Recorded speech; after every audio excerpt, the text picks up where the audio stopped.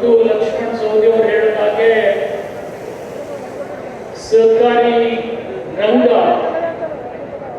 ಇವತ್ತು ಹುಟ್ಟಿರ್ತಕ್ಕಂಥದ್ದು ಕರ್ನಾಟಕದಲ್ಲಿ. ಕಣಿನಾಡು ಸಿದ್ದನಗೌಡರನ್ನ ನಾವು ನೆನೀತೀವಿ, ಆದ್ರೆ ಅದು ಬೆಳೆದಿದ್ದೆಲ್ಲಪ್ಪ ಅಂತ ಹೇಳಿದ್ರೆ ಮಹಾರಾಷ್ಟ್ರದಲ್ಲಿ. ಇಡೀ ದೇಶದಲ್ಲಿ ಇವತ್ತು ಸಹಕಾರಿ ಚಳವಳಿ ಮಹಾರಾಷ್ಟ್ರದಲ್ಲಿ ಬಹಳ ಉತ್ತುಂಗಕ್ಕೆ ಹೋಗಿದ್ದಾರೆ. ಅದಕ್ಕೆ ಕಾರಣ ಅಲ್ಲಿ ಇರ್ತಕ್ಕಂಥ ನಾಯಕರು. ನನಗನ್ನಿಸ್ತದೆ ಇವತ್ತು ಶರದ್ ಪವಾರ್ ಅವ್ರನ್ನ ನಾವೆಷ್ಟೇ ನೆನೆದ್ರೂ ಕಡಿಮೆ. ಯಾಕಂದ್ರೆ ಆ ಮಹಾರಾಷ್ಟ್ರದಲ್ಲಿ ಹೆಚ್ಚು ಕಡಿಮೆ 90 ಸಹಕಾರಿ ಸಕ್ಕರೆ ಕಾರ್ಖಾನೆಗಳನ್ನು ಉಂಟಾಕಿದ್ರು, ಅನೇಕ ಅರ್ಬನ್ ಬ್ಯಾಂಕ್ಗಳನ್ನು ಉಂಟಾಕಿದ್ರು. ಆದರೆ ಸಹಕಾರಿ ಚಳವಳಿ ಹುಟ್ಟಿರ್ತಕ್ಕಂಥದ್ದು ಕರ್ನಾಟಕದಲ್ಲಿ, ಆದರೆ ಬೆಳೆದಿದ್ದು ಮಹಾರಾಷ್ಟ್ರದಲ್ಲಿ. ನಾನು ಸನ್ಮಾನ್ಯ ಉಪಮುಖ್ಯಮಂತ್ರಿಗಳಲ್ಲಿ ವಿನಂತಿ ಮಾಡಿಕೊಳ್ತೀನಿ, ತಾವು ಕೂಡ ಸಹಕಾರಿ ಸಚಿವರಾಗಿದ್ರಿ. ಇವತ್ತು ವರ್ತಮಾನ ನೀರಾವರಿ ಮಂತ್ರಿಗಳಾದರೂ ಕೂಡ ಭವಿಷ್ಯದಲ್ಲಿ ತಮ್ಮ ಕಾಲಮಾನದಲ್ಲಿ ಯಾಕೆ ಶರದ್ ಪವಾರ್ ಅವರು ಮುಖ್ಯಮಂತ್ರಿ ಆದರೂ ಕೂಡ ಅವರು ನೀರಾವರಿ ಖಾತೆ ವಹಿಸ್ಕೊಳ್ಳಿಲ್ಲ, ಇವತ್ತು ಹಣಕಾಸು ಖಾತೆ ವಹಿಸ್ಕೊಳ್ಳಿಲ್ಲ. ಆದರೆ ಯಾವತ್ತೂ ಸಹಕಾರಿ ಸಚಿವರಾಗಿ ಇರ್ತಿದ್ರು. ಕಾರಣ ಸಹಕಾರಿ ಚಳವಳಿಯನ್ನ ಬೆಳೆಸಬೇಕಂತಕ್ಕಂಥ ಹವ್ಯಾಸ ಅವರಲ್ಲಿ ಇರ್ತಿತ್ತು. ಭವಿಷ್ಯದಲ್ಲಿ ತಾವು ಮುಖ್ಯಮಂತ್ರಿಗಳಾದ್ರೆ ಈ ಸಹಕಾರಿ ರಂಗಕ್ಕೆ ತಾವು ಹೆಚ್ಚಿನ ಆದ್ಯತೆಯನ್ನು ಕೊಡಬೇಕಂತೇಳಿ ಅವರಲ್ಲಿ ನಾನು ಕಳಕಳಿಯ ಮನವಿಯನ್ನ ಮಾಡ್ಕೊಳ್ತೀನಿ. ಈ ಸುಪ್ರೀಂ ಕೋರ್ಟ್ ನಲ್ಲಿ ಇರ್ತಕ್ಕಂಥ ತಕರಾರು ಏನು ಆಂಧ್ರ, ಮಹಾರಾಷ್ಟ್ರ, ಕರ್ನಾಟಕ ಮಧ್ಯೆ ಇದೆ, ಅದು ನಿವಾರಣೆಯಾಗಿ ಆಲ್ಮಟ್ಟಿ ಅಣೆಕಟ್ಟಿಗೆ ನೀರು ನಿಲ್ಲಿಸಿ ನಿಮ್ಮ ಹೆಸರು ಹಾಕಿದ್ರೆ ನಾವು ಬಂಗಾರದ ಮೂರ್ತಿಯನ್ನ ಮಾಡ್ತೀವಿ ಅಂತಕ್ಕಂಥ ಮಾತನ್ನ ಹೇಳ್ಬೇಕಾಗ್ತದೆ. ಅಂತ ಒಂದು ಪ್ರಯತ್ನ ನಿಮ್ಮ ಕಾಲದಲ್ಲಿ ಆಗಿ, ಯಾಕಂದ್ರೆ ನಿಮ್ಗೆಲ್ಲ ಸುಪ್ರೀಂ ಕೋರ್ಟ್ ಬಗ್ಗೆ ಹೆಚ್ಚಿಗೆ ಗೊತ್ತಿದೆ.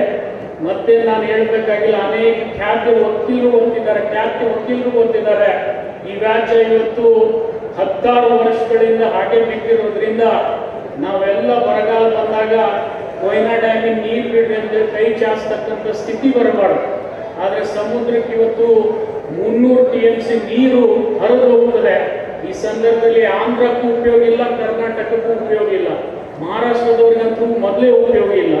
ಇಂಥ ಒಂದು ಸಂದಿಗ್ಧ ಸ್ಥಿತಿಯಲ್ಲಿ ಇರ್ತಕ್ಕಂಥ ಬಿಜಾಪುರ ಜಿಲ್ಲೆ, ಬಾಗಲಕೋಟೆ ಜಿಲ್ಲೆ, ನಿಮ್ಮಲ್ಲಿ ಕಳಕಳಿಯಾಗಿ ಪರಿಪರಿಯಾಗಿ ಕೇಳ್ಕೊಳ್ಳೋದಿಷ್ಟೇ, ನೀವು ಭೂಮಿ ಯಾವಾಗ ಬಿಡುಗಡೆ ಮಾಡ್ತೀರಿ ಮಾಡಿ, ನಾವು ಬೇಡ ಅನ್ನೋದಿಲ್ಲ. ಆದರೆ ಆಲ್ಮಟ್ಟಿ ಅಣೆಕಟ್ಟನ್ನ ಎತ್ತರ ಮಾಡಿ, ಏನ್ JS ಪಾಟೀಲ್ ಕಾಲದಲ್ಲಿ, KN ನಾಗೇಗೌಡರ ಕಾಲದಲ್ಲಿ ಗೇಟ್ ಹಾಕಿದ್ವಿ, ಆ ಸ್ಥಿತಿ ಪುನಃ ತಮ್ಮ ಅಧಿಕಾರದ ಅವಧಿಯಲ್ಲಿ ಬರಲಿ ಅಂತೇಳಿ ನಾನು ಕೇಳ್ಕೊಂಡು ಹೆಚ್ಚಿಗೆ ಹೇಳಲಿಕ್ಕೆ ಹೋಗೋದಿಲ್ಲ. ರಾಹುಲ್ ಕಲಿತುವರು ಈ ಅರ್ಬನ್ ಬ್ಯಾಂಕ್ ಅನ್ನ ತಮ್ಮ ನೇತೃತ್ವದಲ್ಲಿ ಒಂದು ನೂತನ ಕಟ್ಟಡವನ್ನು ಉದ್ಘಾಟನೆ ಮಾಡಿ ಅರುಣ್ ಶಾ ಅವರು ಕೂಡ ಅವರ ಅಳಲು ಸೇವೆಯನ್ನು ಮಾಡಿದ್ದಾರೆ. ಈ ಬ್ಯಾಂಕು ಇವತ್ತು ಕೇವಲ ಬಿಜಾಪುರ ಮತ್ತು ಬಾಗಲಕೋಟೆ ಜಿಲ್ಲೆ ಬ್ಯಾಂಕ್ ಅಲ್ಲ, ಇದು ಜಮಖಂಡಿ ಅರ್ಬನ್ ಬ್ಯಾಂಕು ರಾಜ್ಯದ ಬ್ಯಾಂಕ್ ಆಗಲಿ ಅಂತೇಳಿ ನಾನು ಹಾರೈಸ್ತೀನಿ. ಅಂತ ಒಂದು ಶಕ್ತಿಯನ್ನ ಅವರ ಅಧಿಕಾರದ ಅವಧಿಯಲ್ಲಿ ಅವರು ತುಂಬಲಿ ಅನ್ನತಕ್ಕಂಥ ಮಾತನ್ನ ಈ ಸಂದರ್ಭದಲ್ಲಿ ಹೇಳಿ ನಾನು ಹೆಚ್ಚಿಗೆ ಏನು ಹೇಳಲಿಕ್ಕೆ ಹೋಗೋದಿಲ್ಲ.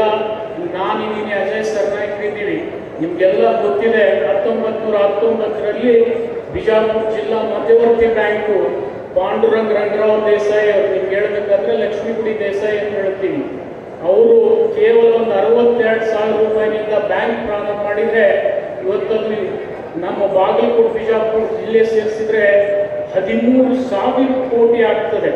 ಅಂತ ಒಂದು ಶಕ್ತಿಯನ್ನ ಯಾವ ಪ್ರಾಂಜಲ್ ಮನಸ್ಸಿನಿಂದ ಸಸಿ ನೆಟ್ಟಿದ್ದಾರೆ, ಹೆಮ್ಮರವಾಗಿ ಬೆಳೆದಿದ್ದಾವೆ. ಅಂತ ಅನೇಕ ಸಂಸ್ಥೆಗಳು ನಮ್ಮ ಪೂರ್ವಜರು ಬೆಳೆಸಿ ಹೋಗಿದ್ದಾರೆ. ಅದರ ಹಿನ್ನೆಲೆಯಲ್ಲಿ ಇವತ್ತು ಅನೇಕ ಸಹಕಾರಿ ಸಕ್ಕರೆ ಕಾರ್ಖಾನೆ